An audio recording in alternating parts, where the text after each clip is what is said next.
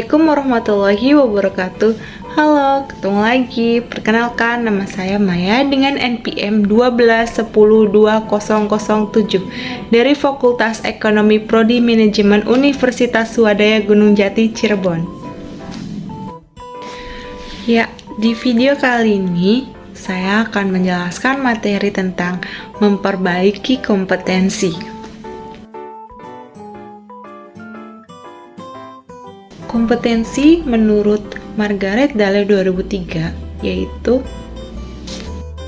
kompetensi menggambarkan dasar pengetahuan dan standar yang dipersyaratkan agar berhasil menyelesaikan pekerjaan atau memegang suatu jabatan. Kompetensi adalah kecakapan untuk melakukan sesuatu dan yang dapat mempengaruhi semua aspek dalam kemajuan organisasi. Tanpa memiliki kompetensi yang baik, sebuah organisasi akan berjalan tidak lancar ketika hendak mencapai tujuannya. Dalam dunia kerja, kompetensi seringkali menjadi dasar untuk mengukur keberhasilan karyawan atau calon karyawan dalam posisi tertentu. Oleh karena itu, pemahaman tentang kompetensi dan kemampuan untuk mengembangkan dan meningkatkan kompetensi yang diperlukan menjadi sangat penting bagi individu yang ingin berhasil dalam karir mereka. Menurut Palan, ada 4 jenis kompetensi. Yang pertama, kompetensi inti. Kompetensi inti merupakan keinginan dari suatu organisasi untuk mendapatkan kompetensi dan nilai yang berlaku secara universal dan diterapkan di seluruh organisasi. Kedua, kompetensi fungsional. Kompetensi fungsional menjelaskan aktivitas kerja dan juga hasil atau output seperti pengetahuan dan kemampuan yang akan dibutuhkan dalam melakukan pekerjaan. Ketiga, kompetensi perilaku. Kompetensi perilaku diidentifikasi melalui wawancara atau basis data. Yang terakhir, kompetensi peran. Jenis yang satu ini lebih kepada sebuah peran yang harus dijalankan oleh setiap anggota tim. Ada beberapa komponen kompetensi. Pertama, motivasi. Motivasi menggerakkan, mengarahkan, dan menyeleksi perilaku terhadap tujuan atau kegiatan tertentu. Sifat, karakteristik fisik, dan respon konsisten terhadap berbagai situasi atau informasi. Selanjutnya, konsep diri yang berupa sikap, nilai, dan citra diri seseorang. Pengetahuan atau inform seseorang dalam bidang spesifik tertentu. Dan yang terakhir, skill, kemampuan untuk melaksanakan tugas fisik tertentu atau tugas mental tertentu. Ada beberapa cara untuk memperbaiki kompetensi, yaitu simak baik-baik. Berikut cara-cara meningkatkan kompetensi kerja karyawan. Yang pertama, pelatihan skill secara profesional. Perusahaan dapat memasukkan program pelatihan karyawan ke dalam agenda tahunan demi mengembangkan dan meningkatkan kompetensi karyawan.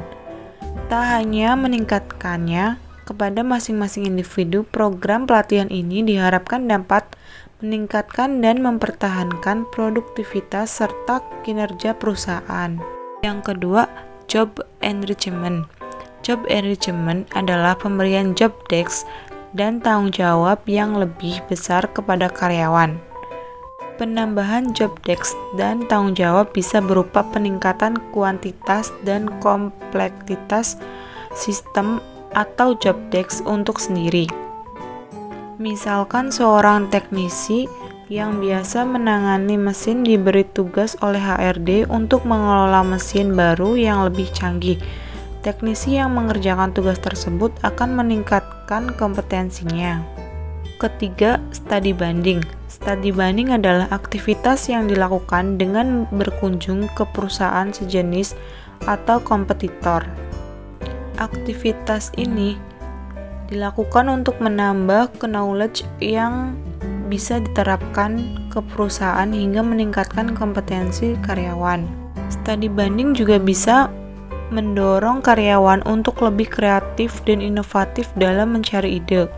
Dorongan tersebut bermanfaat untuk meningkatkan motivasi karyawan agar lebih berkembang.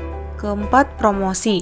Promosi jabatan adalah pemindahan tugas karyawan dari suatu posisi atau jabatan ke posisi atau jabatan lain yang lebih tinggi.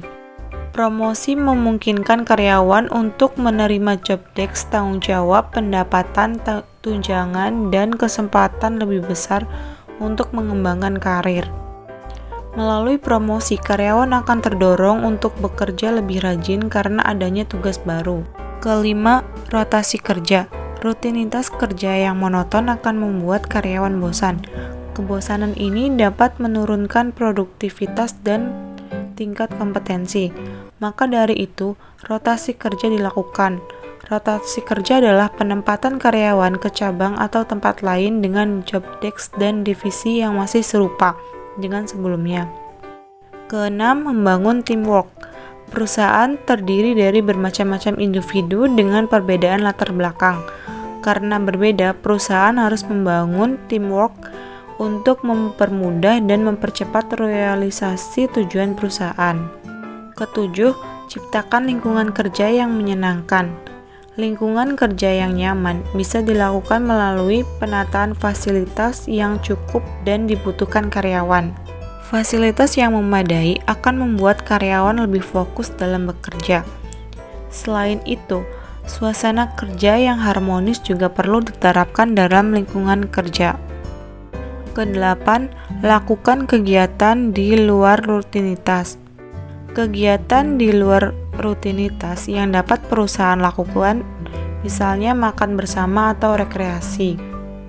Meskipun tidak sering, kegiatan ini merupakan cara yang menarik bagi karyawan agar mereka senang dan betah di lingkungan kerja. Jika karyawan merasa betah dan senang bekerja di perusahaan, maka akan termotivasi untuk meningkatkan kompetensi.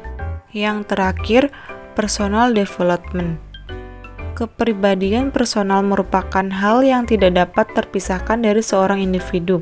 Oleh karena itu, HRD suatu perusahaan dapat merancang kegiatan untuk membangun kepribadian personal yang baik.